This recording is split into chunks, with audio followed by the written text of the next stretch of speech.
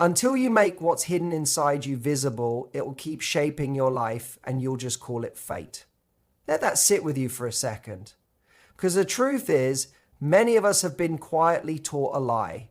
That to be magnetic, to leave a lasting mark on a man's heart, to haunt his thoughts in the best way, you have to show more skin. Send that bold message, play those games, or pretend to be someone else. But let me ask you something. If all of that actually worked, wouldn't you already feel unforgettable by now? You don't need to bare your body to feel powerful. In fact, the most unforgettable kind of seduction often begins long before there's even a single touch. It's in the way your voice lands, the way your energy stays calm and grounded, the way you say something and let silence carry it deeper. What draws a man in isn't just the words, it's the way you make him feel. And today we're stepping into 7 dangerously subtle things you can say or do, not to make him hear you, but to make him feel you. And this isn't about cheesy lines or awkward tricks. These are powerful tools, but only for the woman who truly knows herself. They're not dirty. They're deliberate. They belong to the kind of woman who doesn't run after love. She draws it in. Who doesn't shout to be seen. She whispers and the whole room pays attention. And if you've ever felt like you're doing everything right, but still feel invisible, this is for you. Not for him, not for anyone else. Press that like button, subscribe if it feels good, because what we're after here isn't surface level advice. This is soul deep work. Now stay close. Picture this. You walk into a room. You don't say a word. You're not wearing something flashy. You're not putting on a fake laugh. You're just calm. Eyes steady. A quiet smile that says, I know something you don't. He notices you before he even knows he's noticed you. There's a shift in the air, a flicker of curiosity. That's you. Not performing, just being. That is presence with pressure. Like standing a little too close to a candle without knowing why the air feels warmer. That kind of pull doesn't come from memorizing lines. It comes from knowing how to use your voice like music. Knowing that silence is just as powerful as sound. That rhythm is felt, not explained. But somewhere along the way, someone made you believe that to be seductive, you had to be loud, obvious, almost begging for attention.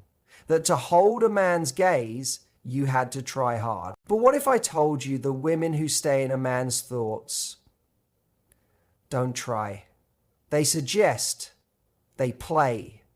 They plant one simple sentence and let it echo inside him for days. That's what we're unlocking. Because when a woman knows how to turn up the heat with grace, when she knows how to say just enough to let his mind fill in the rest, she becomes the woman he compares everyone else to. And it's not about clothes or how much you reveal. It's how you carry yourself, how you hold a room, how you rest in your own power. Like a queen who doesn't need a crown to be seen. So if you're ready to become the woman who walks into a man's life and lingers in his mind long after you've gone, stay with me. Because this isn't about touching his body, it's about whispering into his mind. Once you learn how to speak in symbols, in timing, in energy, not just in words, you won't just attract him, you'll become unforgettable. Let's begin with something simple. The whispered suggestion. The most powerful words, they're the ones that give his imagination room to do the work. The ones that don't shout. The ones that let him fill in the spaces. Because when it comes to attraction, the loudest voice rarely lasts. It's not the woman who talks too much or overshares that stays with him. It's the one who can drop a single playful line so light it barely lands, and yet days later he's still thinking about it. Try something like, you and me, we'd get into trouble together. Sounds like nothing, right? Just a casual tease, but say it calmly, with quiet confidence, not with a giggle, not like you're nervous. Drop it in the middle of a conversation that has nothing to do with flirting, and then keep going. No follow-up, no waiting for a reaction. That's how you sneak into his thoughts. That's how you crack open a door in his mind without ever asking permission. Imagine you're sitting across from him, the lights are low, music's soft like it's pulling you both a little closer. He's telling you a simple story, maybe about something funny that happened in college. You smile, nod, lean in just slightly, and then, almost as if it just slipped out, you say, "You and me would probably be a problem." Then you smile, not big, just that tiny curve of mischief, and change the topic. That's not just flirting, that's giving his mind a scene to replay. And maybe you're thinking, what if he doesn't say anything back? What if I read the moment wrong? Here's the truth. Your power doesn't depend on how he reacts right away. Your power is in the impression you leave, that little picture you painted, that emotional charge you planted like a seed. The hidden part of his mind doesn't respond to logic, it responds to suggestion, to emotion, to story. So when you say something like, "you and me," you're not asking for anything. You're offering him a little dream, a spark of what if. Most women don't even give that spark a chance. They stay in safe conversations. They focus on facts. They're so afraid to say the wrong thing that they end up saying nothing memorable at all. But you want more. You want to speak in a way that lives under his skin, that lingers, that stirs something he can't quite name. To do that, you have to stop needing to be certain. Let go of perfect timing. Step into mystery. These aren't dirty words. They're confident ones. They're the words of a woman who knows her voice is a gift, not a request. Say it like it's casual. Let it go like it meant nothing. But trust, he'll feel like it meant everything. And what's next? It won't come from your mouth. Because your eyes, they'll be doing the talking next. Don't explain it. Let it drift behind you like a soft scent in the air. Because when a man remembers your eyes, long after you've walked away, you didn't just attract him. You rewired something deep in him. And now we won't speak at all. We'll leave him wondering with a sentence that never really ends. Seduction isn't about giving everything up front. It's about giving just enough to make him want the rest. One thing most women aren't taught is restraint. We're taught to give, to care, to express everything openly right away. And sure, that has a place, especially later on in love.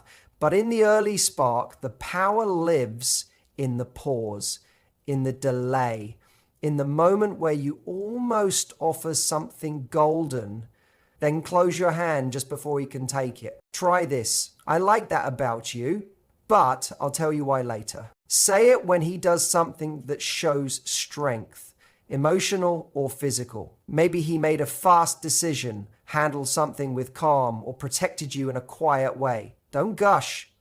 Don't react right away. Let it breathe.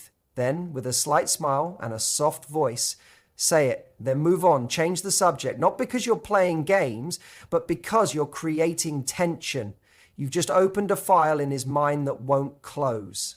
A sentence without an ending. And our minds hate unfinished stories. The mind always wants to understand, it wants to close the loop. So when you give him just a spark and walk away, he leans in, not physically, but emotionally, mentally. You create space he wants to fill. And when there's space like that, it grabs his attention. Maybe you're wondering, what if he forgets? What if he doesn't ask later? What if I seem distant? Let me be clear, the right man won't forget. Not if you said it with meaning. Not if your energy matched your words.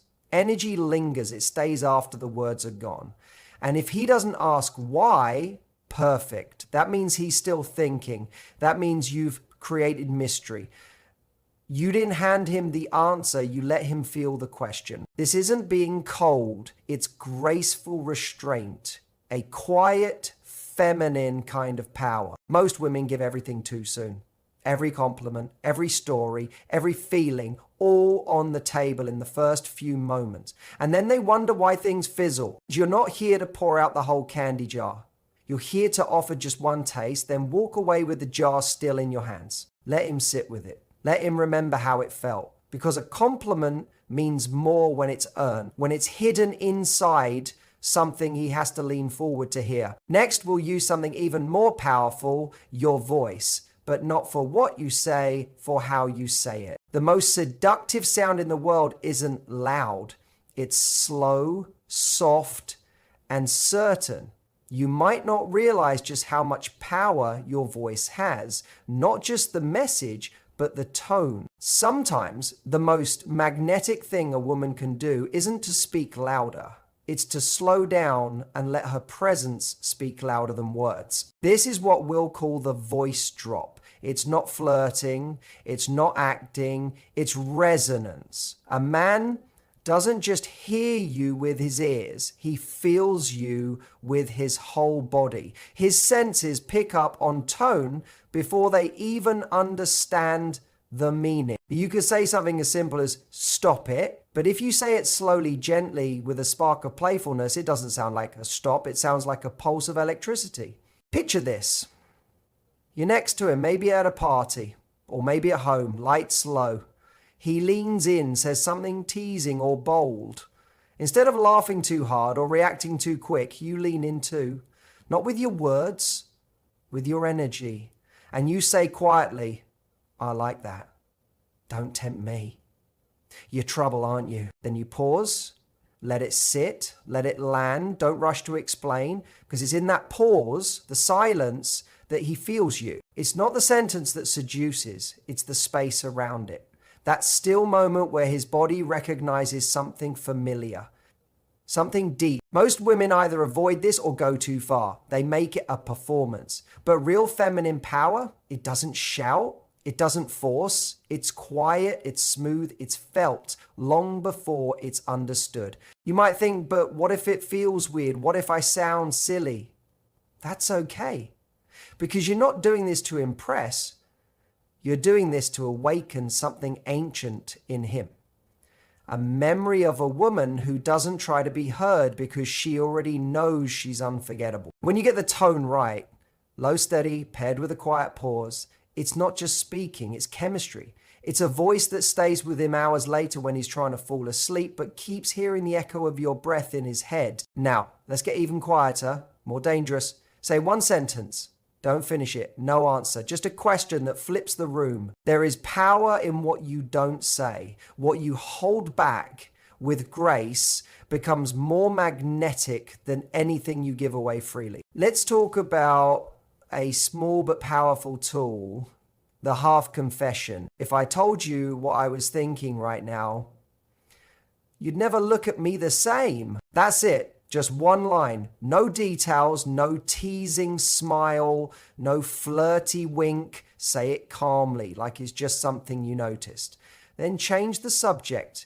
Let the mystery hang. And the reason it works is because it stays unfinished. A sentence that feels heavy but never resolves. And the mind, it hates that, especially the masculine mind. It craves clarity, understanding. So when you give him something vague but emotional, you stir something deeper. You're not meeting him with logic. You're meeting him where emotion lives, in the part of him he doesn't fully understand. Picture the moment. You're close. Maybe sharing a laugh. Maybe something quiet and warm is already there. And then your eyes lock. You lean in and say it. Then you look away. Sip your drink. Let it float. You'll probably wonder, what if he pressures me to say more? What if it falls flat? That's okay, because this isn't about his reaction. This is about the feeling, the tension, the symbol. When you say that line with grounded mystery, not to trick him, not to chase attention, you step into the space where desire lives. And desire doesn't want full answers. It wants depth, space, shadow. You didn't give him an answer. You gave him something better, a symbol of something he doesn't yet understand but wants to. And when a man starts imagining stories around you, filling in blanks with his own curiosity, you've already become unforgettable. Next, we'll walk the edge of something that sounds like danger, a warning he'll want to hear over and over again. We'll call it the innocent threat. It's not about control or power over him. It's about emotional influence, a sentence that stirs his body and mind all at once. Try this. Careful, I might get used to you. It's simple, but said in the right moment, in the right tone, it's not simple at all. It's a spark. This isn't a real warning. It's playful, it's soft, but it carries something deeper, an invitation to be noticed, a way of saying you're starting to matter to me without clinging or chasing. He does something sweet. Maybe brings you something small. Maybe touches your back as you walk. Maybe he remembers something you said 2 weeks ago. You smile, look at him and say, careful, I might get used to you. Then you look away. Let the moment hang. But you didn't say you need him. You didn't say you're falling for him, but you hinted that he's starting to matter. And that hint, that suggestion, is what keeps him thinking. Because now he has to ask himself, did she mean that? Am I getting to her? And in the space between knowing and not knowing, you become unforgettable. What would it mean if she really did get used to me? That's the question you leave lingering in him. You've placed him inside a new kind of story, one where he might be the plot twist. And men love being the plot twist, the part that changes everything. The hidden parts of our mind respond best to contradiction, light and shadow, sweetness with danger. And that gentle warning you gave him, it walks that line perfectly. It's soft, but it carries emotional weight. And that, right there, is what pulls him in. Now, I know what you might be thinking, but what if I sound too tender? What if he doesn't respond? What if he takes it the wrong way? Here's the truth. It's not about the line, it's about your energy when you say it. You don't say it like you're unsure. You don't say it hoping for a reaction. You say it with a calm smile, with your chin up, with a little knowing spark in your eyes. Not as a need, not as a test, but as a woman who knows exactly who she is. You're not asking for more. You're simply letting him know he's starting to matter. You've marked the space between you as sacred. And that kind of confidence, it's quiet, it's magnetic, it can't be faked. The kind of woman who can admit that something is affecting her without falling into it is the kind of woman who stays in his mind. Not because she tries to, but because she's already chosen to be unforgettable. And now we're not going to say anything at all. Not even a look. This next move is about silence. It's about timing. It's about when you decide to pull back right when the energy is at its highest. The most powerful moment in a kiss is the second right before it happens. That breathless pause, that stillness. That's what stays with him. This last move might be the most powerful of all. And it doesn't require a word, a touch, or even eye contact. It's the moment when everything is flowing, when you're both locked in.